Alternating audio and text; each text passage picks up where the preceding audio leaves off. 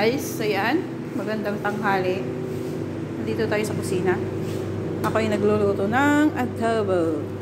Ayan, syempre adobong manok again. Kung hindi adobo, prito. Kung hindi prito, biryani. Ayan guys. Gusto namin dito yung adobo is yung may sabaw-sabaw konti. Ayan guys, para naman may sabaw yung aming kanin. And guys, maraming salamat sa inyong panonood. Ayan, ang ating adobo. Ayan, ano to? Isa't kalahating manok. Diba? Good for 2 person. And lunch, breakfast, and lunch.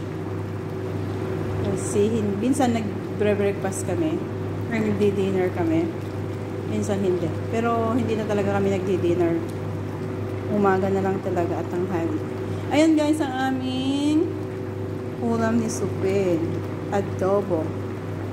Ayan guys. Ano na dito? 2:15. Mag-aalas 3 na. Ayan guys, ang aming adobo for today. Ayan.